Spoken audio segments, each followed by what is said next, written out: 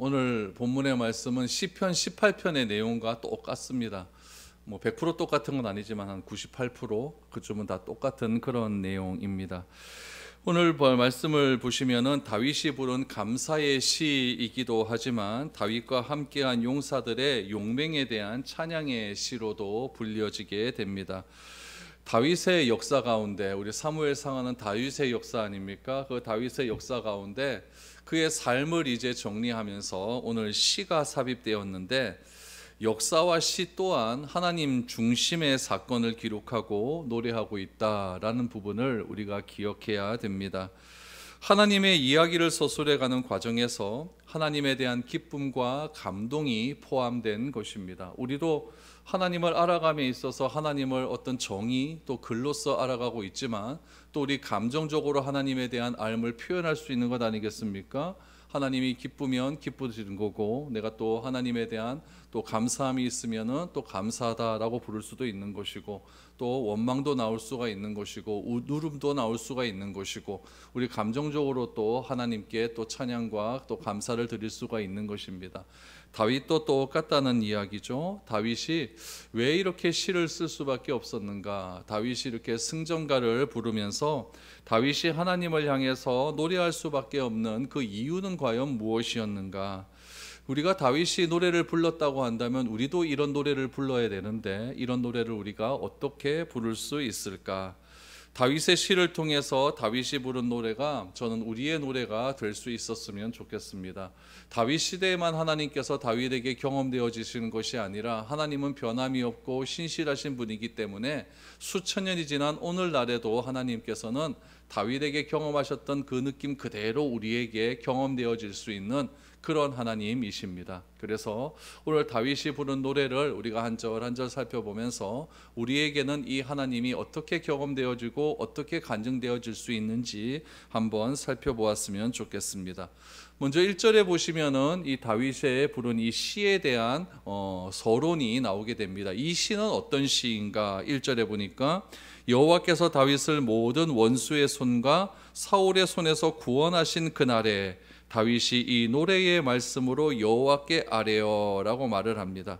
그러니까 이 시는 어떤 시냐? 다윗이 여러 가지 어려운 상황들이 많이 있었는데 그 어려운 상황 속에서 하나님께서 구원하신 그날에 부른 노래다라는 것을 알 수가 있는 것이죠. 그러니까 오늘 이 시는 다윗의 삶의 전반부에 기록되었을까요? 후반부에 기록되었을까요? 후반부에 기록되었겠죠. 다윗의 삶을 살아오면서 여러 가지 어려운 환경들이 있었는데 그 환경들을 가만히 생각해 보니까 하나님께서 이렇게 나를 구원하셨구나. 사울이 나를 쫓아올 때도 이렇게 하나님께서 나를 보호해 주셨구나. 또 암몬과 모압의 연합군들이 쳐들어올 때도 나를 이렇게 인도하여 주셨구나. 전쟁에서 이렇게 승리해 주셨구나. 이런 것들을 생각할 때에 다윗이 부른 노래다라고 기억을 하시면 좋겠습니다. 근데 여러분 엄밀하게 한번 더 살펴보시면은 오늘 다윗이 사울과 모든 원수들의 손에서 구원받은 그날에 불렀다라고 이야기하는데, 엄밀하게 보면 다윗이 평안할 때가 있었을까요? 다윗은 평생에 참 골치 아픈 일들만 너무나 많이 쌓였죠. 조금 편안해지려 하면은 또 블레셋이 쳐들어오고, 또 조금 평안해지게 살려고 하면 암몬 모압이 쳐들어오고, 또 이스라엘 온 나라가 통일되어서 좀 잘 될 것 같으니까 아들이 반역을 하고, 다윗의 평생은요 너무나 힘든 삶을 살았다는 이야기죠. 그러나 강한 원수를 만날 때마다 다윗은 하나님을 의지했고 하나님의 보호 아래 구원을 경험할 수 있었습니다. 그래서 다윗은 어떻게 보면 이 시가 인생의 노년에 쓰여졌다라고 할지라도 다윗은 자신이 살아온 어렸을 때부터 인생 노년의 그런 모든 순간순간 속에서 하나님께서 구원하실 때마다 하나님을 노래하고 찬양했다라는 것을 알 수가 있습니다. 여러분 우리도 그렇잖아요. 우리도 어려운 일 당하고 힘든 일 당하고 있다가 딱 그런 것들이 해결되면 하나님 감사합니다, 하나님 노래합니다, 하나님에 의해서 이 모든 일들에 의해서 하나님의 은혜로 말미암아 해결되었습니다, 이렇게 노래하지 않습니까? 그것과 똑같은 다윗의 표현들이 오늘 본문에 나타납니다. 그럼 다윗은 어떻게 그 하나님, 구원하신 하나님을 노래하고 간증하고 있을까요? 우리 2절에서 4절까지의 말씀을 한번 보시죠. 다윗이 부른 노래입니다. 이르되 여호와는 나의 반석이시오 나의 요새이시오 나를 위하여 나를 건지는 자시오 내가 피할 나의 반석의 하나님이시오 나의 방패시오 나의 구원의 뿌리시오 나의 높은 망대시오 그에게 피할 나의 피난처시오 나의 구원자시라 나를 폭력에서 구원하셨도다 내가 찬송받으실 여호와께 아뢰니니 내 원수들에게서 구원을 받으리로다 라고 말합니다. 여러분, 다윗은 하나님을 표현하는 방법이 좀 독특해요. 어떻게 표현하냐면은 반석, 요새, 방패, 구원의 뿔, 피난처, 구원자 이렇게 표현하고 있어요. 여기서 알 수 있는 사실은 무엇이냐면은 하나님은 눈에 안 보이잖아요. 그러니까 눈에 보이지 않는 하나님을 다윗은 눈에 보이는 사물을 통해서 경험했다라는 것을 알 수가 있습니다. 여러분, 우리는 하나님은 보이지 않으니까 이 하나님을 어떻게 내가 볼 수 있을까 이렇게 포기할 수도 있는 경우가 있습니다. 그러나 다윗은 눈에 보이는 것을 통해서 이것을 통해 하나님을 알 수가 있구나라는 것을 경험할 수가 있는 것이죠. 그 눈으로 본 것이 무엇이었느냐? 반석, 요새, 방패, 뿔, 망대, 피난처 이런 것들을 통해서 하나님의 임재를 경험할 수 있었던 것이죠. 이것은 여러분 시적인 표현뿐만 아니라 실제로 다윗이 경험한 내용입니다. 여러분, 우리도 그래요. 우리도 일상생활을 하면서 하나님을 경험하고 만난 적이 있는 사람이 있는가 하면은 한 번도 그런 경험을 하지 못하는 사람도 있습니다. 이런 차이가 어디서부터 나올까요? 어디서부터 하냐면은 그것은 결국 내가 얼마나 하나님을 알고 있고 하나님을 내 삶 속에서 갈망하고 있는가에서 차이가 난다는 것입니다. 보통 사람들은 여러분 반석, 바위예요. 그렇죠? 이런 바위예요. 반석. 보통 사람은 이 바위 참 야물다. 이 바위 참 야문 바위에다 뭐 하겠노? 이렇게 생각하겠지만은 다윗은 반석을 가만히 보니까 너무나 단단한 거예요. 이 반석은 내가 올라가도 든든하고 언제나 나를 지켜줄 것 같은 거예요. 그러니까 하나님께서 이 반석과 같구나 이렇게 생각을 하는 것이죠. 요새는 무엇입니까? 나를 보호할 수 있는 큰 방패, 울타리 아니겠습니까? 그 요새 가운데 가만히 들어가 숨어 있으니까 사울이 자기를 찾지를 못하는 거죠. 그러니까 하나님께서는 나를 이렇게 요새처럼 보호해 주시는 분이구나 이렇게 깨닫게 되는 거예요. 화살이 막 쏟아지는 그런 전쟁터에서 방패 뒤에 딱 숨으니까 내가 화살은 안 맞아요. 방패가 다 막아주는 거죠. 하나님께서는 이렇게 어려운 상황이 있었을 때 방패처럼 나를 막아주시는 하나님이시구나 이렇게 인식하고 있다는 이야기죠. 그러니까 다른 사람들은 그냥 자연 사물로 바라보지만은 다윗은 늘 언제나 하나님을 갈망하고 하나님을 생각하고 있었기 때문에 눈에 보이는 사물을 통해서 눈에 안 보이는 하나님을 경험할 수 있었다라는 것을 알 수가 있는 것이죠. 여러분, 그런 것들이 왜 중요하냐면은 우리는 하나님을 눈에 보이지가 않아요. 그렇기 때문에 하나님을 어떻게 인식하냐면은 이 글로써 인식하는 거예요. 이 글이라고 하는 것은 예전에 성경의 저자들이 경험한 글이에요. 그러니까 내가 경험한 건 아닙니다. 성경의 저자들이 경험했던 그 하나님을 그 저자들이 글로써 표현한 거예요. 그런데 그 글로써 나타난 그 하나님을 나는 문자로서 읽게 되는 거죠. 그럼 여러분 생각을 가만히 해보세요.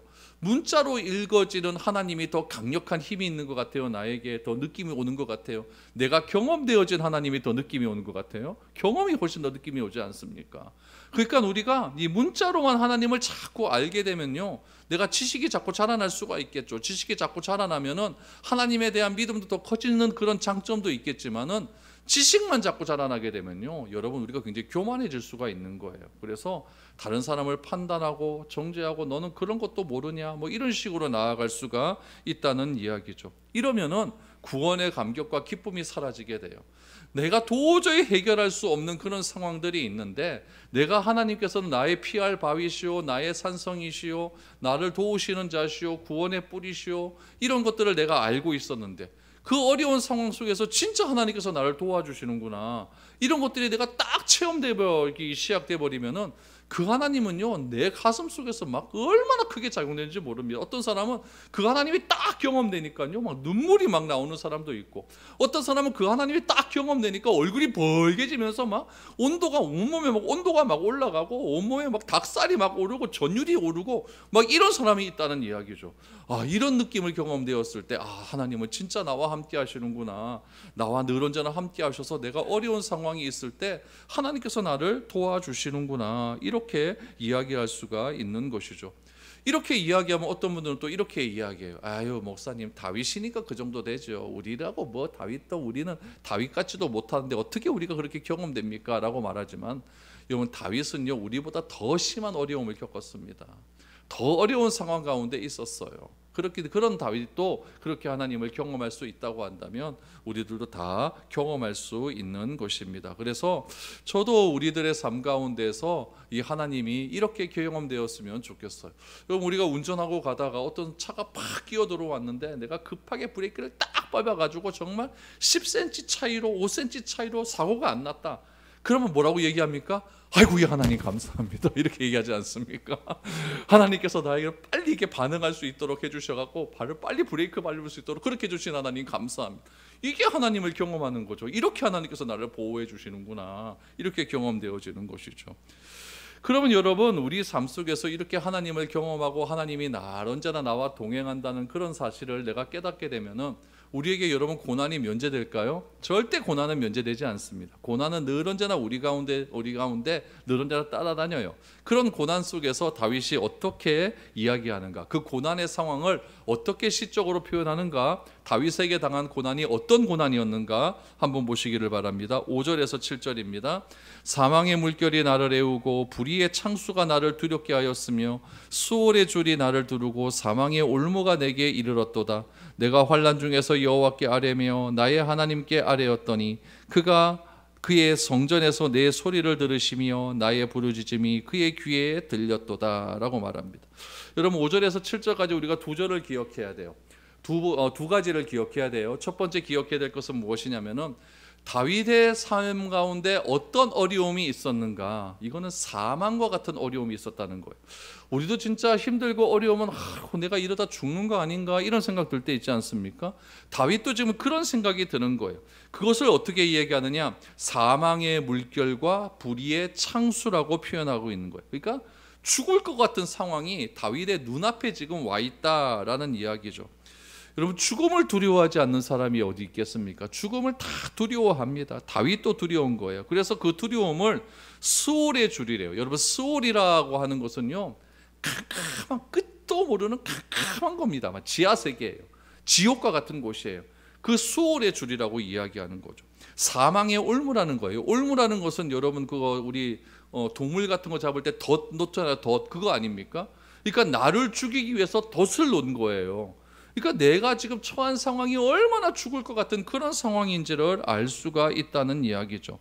그러면 여러분 보세요. 하나님께 부르짖으면, 이런 죽을 것 같은 상황 가운데 하나님께 부르짖으면은 두려움이 사라져야 되는데 두려움이 사라집니까? 안 사라집니까? 이거 안 사라진다는 이야기예요.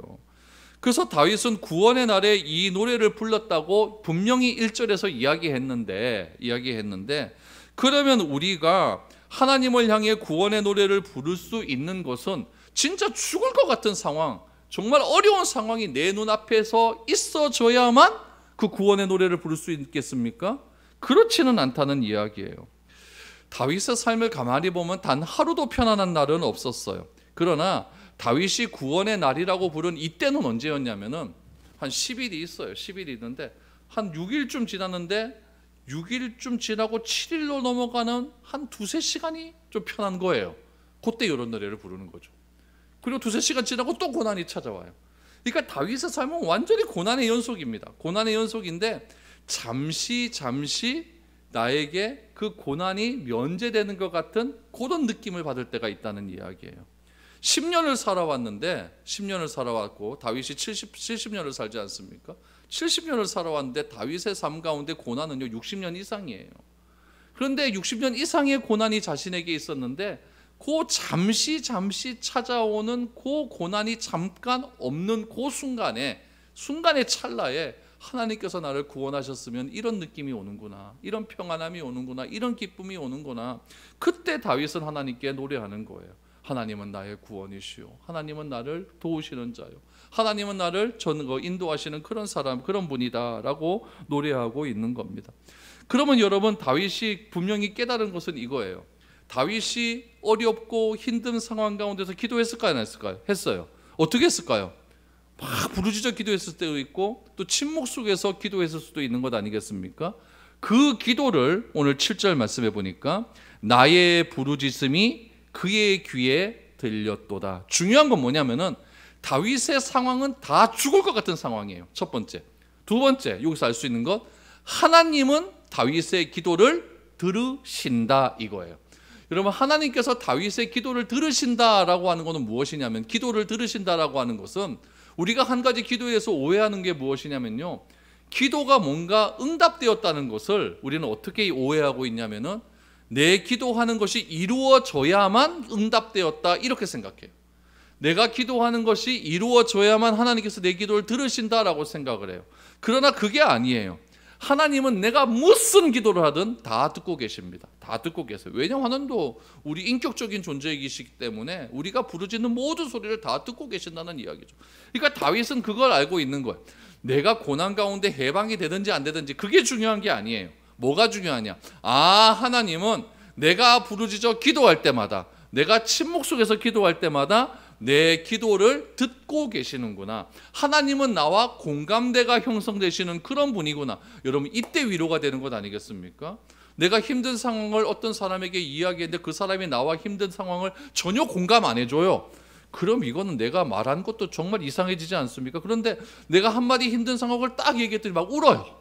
막 울어요. 진짜 나의 아픔을 이 사람이 진짜 다 이해하고 공감해 주는 것 같아요. 그러면 내가 얼마나 고맙고 감사합니까? 다윗이 지금 그런 느낌을 받는 거죠. 내가 너무너무 힘들어서 잠깐 힘들지 않은 그 순간에 하나님께 기도했더니 하나님께서 나의 기도를 들으신다라고 하는 것을 여러분, 다윗이 깨닫게 되는 거죠. 거기서 우리가 위로를 받을 수가 있는 겁니다. 그러니까 우리가 기도할 때마다 절대 여러분 이런 오해를 안 하셨으면 좋겠어요. 하나님께서는 내가 기도한 것이 이루어지지 않았다고 해서 하나님은 내 기도를 안 들으시는구나, 이게 아니에요. 하나님은 내 기도는 100% 다 들으십니다. 그리고 100% 응답해 주시는 겁니다. 언제 응답할까요? 그건 모르죠. 그건 모르지만은 하나님은 중요한 건 뭐다? 내 기도 들으신다. 요 믿음이 있다는 것, 이것이 우리가 기도할 수 있는 특권이라는 이야기죠. 하나님께서 내 기도 들으시니까 나에게 반드시 응답하신다는 그 믿음이 있으니까 하나님께 자꾸 쪼를 수 있는 것 아니겠습니까? 하나님 나 이렇습니다 라고 이렇게 들으신다는 이야기죠. 그래서 다윗은 이야기하는 거예요. 내 소리를 들으시며 나의 부르짖음이 그의 귀에 들렸도다 라고 그렇게 노래하고 있습니다. 8절 이하를 보십시오. 그랬더니, 기도하고 하나님께서 기도를 들으셨더니 어떤 일이 일어났는가?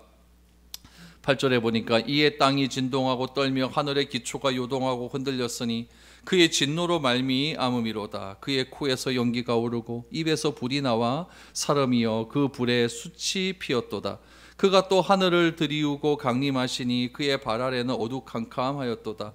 그룹을 타고 나르시며 바람 날개 위에 나타나셨도다. 그가 흑암 곧 모인 물과 공중에 빽빽한 구름으로 둘린 장막을 삼으시며 그 앞에 있는 광채로 말미암아 숯불이 피었도다. 여러분, 다윗이 지금 여기서 노래한 내용이 어떤 노래냐면은 간절히 기도했더니 하나님께서 다윗의 기도를 들으시고 다윗 가운데 나타나신 장면을 이렇게 시적으로 표현한 거예요. 그런데 이 내용을 여러분 가만히 보니까, 8절 내용 가만히 보니까 언제 있었던 일인 것 같습니까? 출애굽 당시 이스라엘 백성들이 시내산에 올라가서 모세가 하나님을 강림했었을 때 그때 나타난 현상과 비슷해요. 또 그룹이 날개를 치며 막 날아다녔대요. 여러분, 이건 언제 상황과 비슷합니까? 이사야 시대 때 이사야에게 나타난 그 그룹에 나타난 그런 하나님과 비슷하다는 이야기예요. 이사야는 다윗 뒤에 일어난 일이겠지만은 중요한 건 뭐냐면은 다윗은 출애굽 시대 때 하나님께서 어떻게 나타나셨다는 것을 입으로 전해서 알고 있었던 거죠. 그런데 그 알미 없었다고 한다면 이렇게 시를 못 짓는 거예요.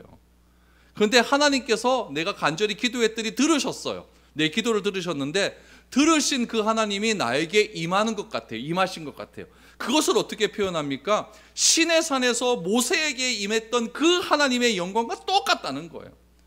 모세가 하나님을 여러분 시내 산에서 아련했었을 때 얼마나 두렵고 떨렸겠습니까? 완전히 머리가 땅바닥에 완전히 박아가지고 하나님 하나님 이렇게 되지 않았었겠습니까? 그 장면을 다윗이 그렇게 경험한 거죠. 그러니까 다윗은 하나님에 대한 알미 있었어요. 근데 그 알미, 내가 간절히 기도했더니 하나님께서 나에게 이렇게 임하시는구나 라는 것을 자신의 지식으로 이렇게 표현하고 있다는 이야기죠. 그러니까 여러분, 성경에 나타난 하나님께서 행하신 일이 나의 삶 속에서도 똑같이 행하셨다라고 하는 것을 깨닫는 순간 우리도 동일한 느낌을 받는 거예요. 감당할 수 없는 하나님을 경험할 수 있게 된다는 것이죠. 그것이 바로 우리 안에 말씀으로 살아계신 하나님을 경험하는 비결이다라는 이야기죠. 하나님에 대한 갈망함이 있고 늘 언제나 하나님과 동행하는 삶을 살기를 애쓰고 있다고 한다면 다른 사람과 똑같은 생활을 하는데 이 사람은 느끼지 못하는 것을 나는 느낄 수 있다는 이야기죠. 똑같이 신앙생활을 하면서도 나는 느끼는데 이 사람은 못 느껴요. 왜 그렇습니까? 하나님에 대한 암과 갈망함의 차이겠죠. 다윗은 그래서 생활 속에서 늘 언제나 하나님을 느끼고 있는 것이죠. 다윗은 그냥 기도했어요. 기도했더니 그냥 느끼는 건 뭐냐면 하나님께서 내 기도 들으셨다 이거 느꼈어요. 그랬더니 땅이 진종하고 하늘의 기초가 요동치는 것 같은 느낌이 들린 거예요.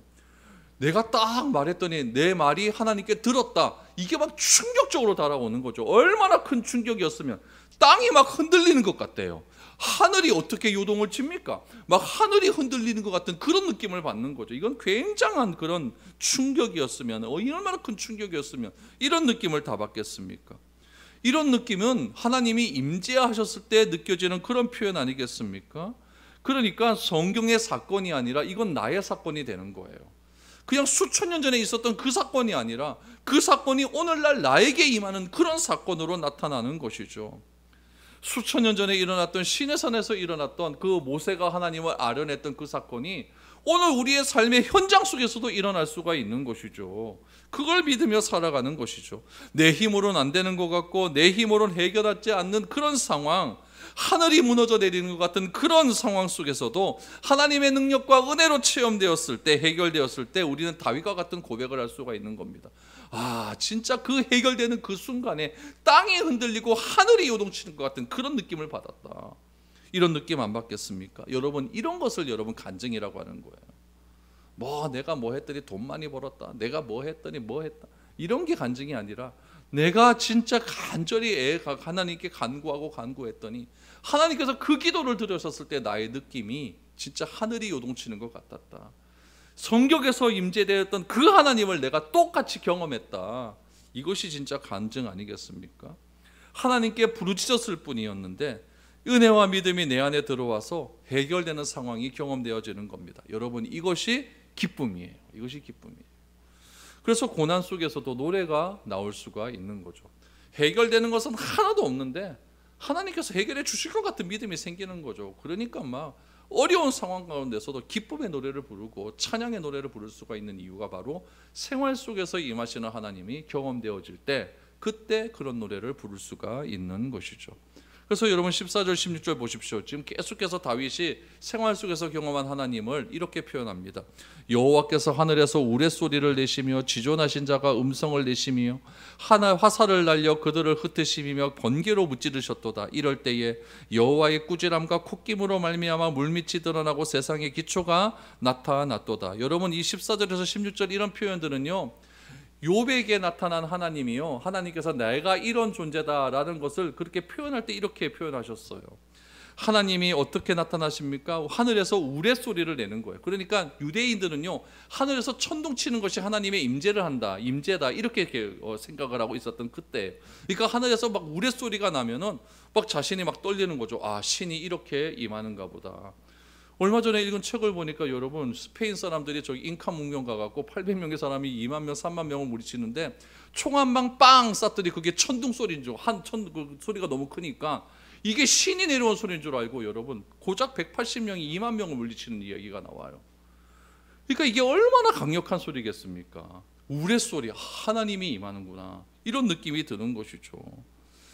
다윗이 사울을 피할 때 여러분 블레셋으로 피할 때가 있었습니다. 그때 다윗은 어떤 심정이었냐면 이런 심정이었어요. 다윗의 삶이 너무나 힘든 심정이 많았는데 하나님께서 해결해 주었다, 이런 심정이었을 거예요. 여러분 사무엘상 27장 1절에 보면은 다윗이 도망갈 때 이렇게 표현을 합니다. 다윗이 그 마음에 생각하기를 내가 후일에는 사울의 손에 붙잡히리니. 붙잡혔습니까? 안 붙잡혔습니까? 안 붙잡힌 거예요. 근데 붙잡힐 것 같은 불안감이 막 드는 거죠. 블레셋 사람들의 땅으로 피하여 들어가는 것이 좋으리로다. 사울이 이스라엘 온 영토 내에서 다시 나를 찾다가 단념하리니 내가 그의 손에서 벗어나리라 하고 라고 말합니다. 여러분 다윗이 오죽했으면 블레셋으로 도망가려고 했겠습니까? 맨날 사울이요 온 이스라엘을 다니면서 다윗을 지명수배하고 다윗을 잡는 자에게 내 딸을 주겠다라고 막 그렇게 얘기하면서 막 그래버리니까 다윗은 부러우니까 내가 언젠가는 사울의 손에 붙잡힐 것이다. 그런데 내가 블레셋 땅으로 도망가 버리면은 사울이 나를 쫓는 것을 포기할 것 같다, 이런 생각에 블레셋으로 도망가 버리는 거예요. 그래서 거기서 큰 어려움 겪지 않습니까? 침을 질질 흘리면서 미친 체하고 막 이래서 목숨을 연명하는 그런 다윗의 어처구니 없는 그런 모습을 보는 거죠. 그럼 여러분 다윗이 오죽했으면 블레셋 땅으로 도망갔겠습니까? 하나님은요 어떤 하나님이냐면은 굶어 죽어도 이스라엘 땅에 있어야 되는 거예요. 아브라함이 본토 친척 아비의 집을 떠나서 가나안 땅에 딱 들어오는 순간 가나안 땅에 가뭄이 있지 않습니까? 그래서 어디로 도망가요? 애굽으로 도망가요. 이게 하나님의 보시기에 별로 안 좋은 거예요. 그러니까 그 순간부터 아브라함에게 막 고난이 막 닥쳐오지 않습니까? 그러니까 하나님은 어떻게 해서든지 그 어려움을 하나님이 택하신 그 땅에서 해결을 봐야 되는 거예요. 그래서 이런 적도 있었어요. 어떤 적이 있었냐면은 다윗이 사울이 너무나 자기를 쫓아오니까 이렇게 얘기하죠. 외갓집이 모압 아닙니까? 그러니까 자기 부모님을 일단 모압 땅에다가 외갓집에다 숨겨놔야 될 것 같은 거예요. 그래서 모압 땅에 숨겨놨어요. 숨겨놓고 다윗도 모압에 있으려고 했어요. 그런데 그 순간에 하나님께서 선지자를 보내어갖고 다윗에게 뭐라고 말하냐면 너 굶어 죽어도 이스라엘로 와. 이스라엘로 와서 네가 거기서 승부를 봐야 돼. 그래서 다윗이 다시 요단강을 건너서 이스라엘로 돌아오는 장면이 오늘 우리 사무엘상에 나오지 않습니까? 이런 것은 결국 무엇이냐면은 하나님께서 어떻게 해서든지 다윗을 훈련시키시고 하나님에 맞는 사람으로 바꾸기 위해서 하나님이 택하신 하나님 땅에서 하나님의 방법으로 해결 보기를 원하는 거죠. 근데 다윗은 아까 사무엘상 27장 1절에 보니까 그 마음에 생각하기를 난 이래서 못 산다라고 생각해서 자꾸 자기의 방법대로 그렇게 나아갔다라는 이야기죠. 근데 그런 삶 속에서 다윗이 하나님의 음성을 듣는 거예요. 어떻게 들렸습니까? 천둥처럼 들리는 거예요. 어떻게 들립니까? 다윗에게 하나님께서 막 지존하신 자가 음성을 내시는 거예요.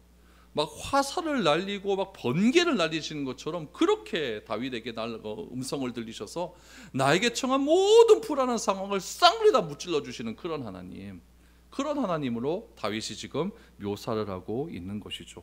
이럴 때에 다윗이 어떻게 되었느냐? 16절 보니까 여호와의 꾸지람과 콧김으로 말미암아. 물이라고 하는 것은 다윗을 괴롭게 하는 어려운 적들을 은유적으로 표현하는 거예요.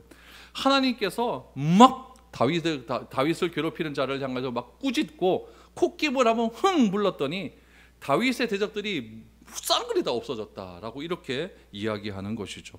여러분, 이 물이 밑을 드러나서 세상의 기초가 드러났대요. 그러니까 천지를 창조하신 하나님께서 그 세상의 기초를 처음 만드실 때 그때가 드러났다라고 이야기해요. 그러니까 이것도 참 오바가 심해요. 오바가 심한데 시적으로 다윗은 이렇게 표현을 하고 있는 것입니다. 그래서 다윗은 하나님의 음성으로 악인들을 화살로 날려 대적을 심판하시는 그런 하나님이다, 이렇게 막 노래하고 있는 거죠. 그러면서 여러분 17절을 보십시오. 그가 위에서 손을 내미사 나를 붙드시며 많은 물에서 나를 건져내셨도다. 다윗이 이 노래를 부를 때가 모든 원수의 손과 사울의 손에서 구원하실 때 다윗은 그때를 생각하며 노래를 부르는 것 아닙니까? 블레셋으로 도망간 때를 생각하면서 하나님의 도우심의 은혜를 노래하는 것 아닙니까? 그 은혜를 뭐라고 얘기하느냐? 물에서 건져내셨다라고 해요. 물에서 건져내셨다. 그때 그 물에서 건져내시는 그 상황을 다윗은 이렇게 얘기해요. 그가 하나님께서 위에서 손을 내밀어 가지고 그 손을 내가 붙잡고 이렇게 건짐을 받았다. 여러분, 요게 구원 아닙니까? 물에서 나를 건져냈다. 요게 구원의 원어적인 뜻이거든요. 그렇게 하나님께서 다윗을 도와주셨다라고 말해요. 그러면서 다윗은 하나님께서 나를 도와주시기 위해서 하늘에서 내려오셨다. 하늘에서 손을 내밀어 주셨다. 내려오신 것 아닙니까? 손을 내밀어 주셔서 나를 이렇게 건져 주셨다라고 자신의 이렇게 이야기합니다. 그렇다면 여러분, 다윗은 왜 자신의 문제를 자기 스스로 해결하려고 하지 않고 자꾸 하나님께 매달릴까요? 그 이유가 있어요. 18절 19절 보니까 나를 강한 원수와 미워하는 자에게서 건지셨으며 그들은 나보다 강했기 때문이로다. 그들이 나의 재앙의 날에 내게 이르렀으나 여호와께서 나의 의지가 되셨도다. 그럼 다윗이 어려운 상황 가운데서 하나님을 구할 수밖에 없는 이유는 무엇이냐면 그들은 나보다 강했기 때문이다 라고 말합니다. 그런데 이것도 좀 웃겨요. 다윗이 전쟁을 잘했습니까? 못했습니까? 끝장나게 잘했거든요. 성경에 보니까 이렇게 나와요. 우리 사무엘하 8장 6절 말씀에 보니까 다윗이 다메섹 아람의 수비대를 두매 아람 사람이 다윗의 종이 되어 조공을 바치니라. 중요한 게 이거죠. 다윗이 어디로 가든지 여호와께서 이기게 하시니라. 또 하나 8장 14절 다윗이 에돔의 수비대를 두되 온 에돔의 수비대를 두니 에돔 사람이 다 다윗의 종이 되니라. 다윗이 어디로 가든지 여호와께서 이기게 하셨더라. 여러분, 여기서 중요한 건 하나님께서 다윗을 이기게 하신 거예요. 그러면 여러분도 우리도 생각해 보죠. 하나님께서 나를 이까지 인도하셨어요. 그럼 우리가 표면적으로는 하나님께서 나를 지금까지 인도해 주셨다 이렇게 얘기를 해요. 그러나 우리가 또 사람들 앞에 섰을 때는 뭐라고 이야기하느냐. 내가 이까지 오는데 얼마나 힘들었는지 아나. 막 나를 막 드러내기가 바쁘죠. 그러니까 사람의 습성은 어떤 습성이 있냐면은 하나님의 은혜로 이긴 건 맞아요. 맞는데 그래도 내가 이 정도는 하지 않았는가 자꾸 나를 드러내고 싶어 하는 거예요. 그런 습성이 우리에게는 틀림없이 있어요. 다윗에게도 있을까요? 없을까요? 있죠. 있는데도 불구하고 다윗이 싸워서 이깁니다. 이겼으면 자기가 잘 싸워서 이긴 건 아닙니까? 그럼에도 불구하고 다윗은 뭐라고 이야기하느냐. 내 앞에 있는 모든 적은 나보다 강하다. 나보다 강하니까 그 강한 자를 이길 수 있는 분의 도움이 필요하다는 거예요. 그거 누가 도와주셨다? 하나님이 도와주셨다. 이렇게 이야기하고 있는 것이죠.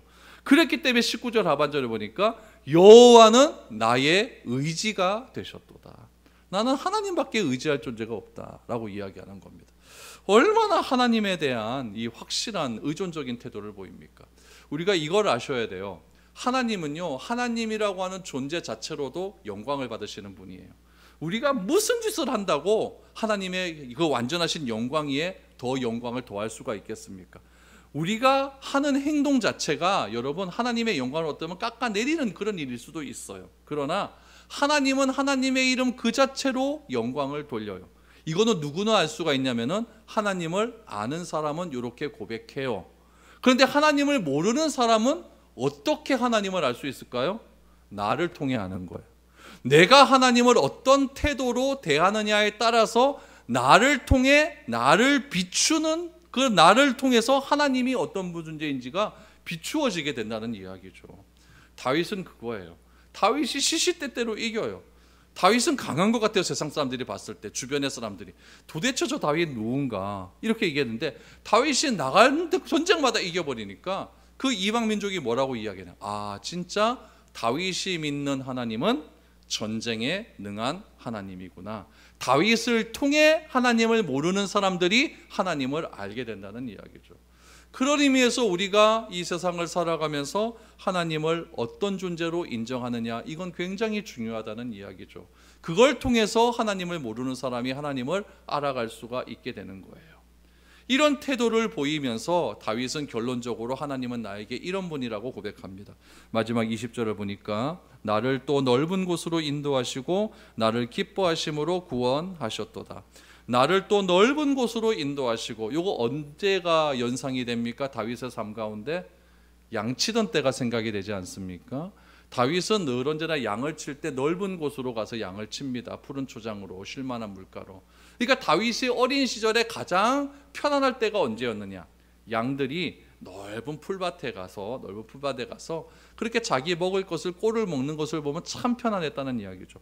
하나님을 의지했더니 내가 지금 상황이 이런 상황이 되었다라는 거죠.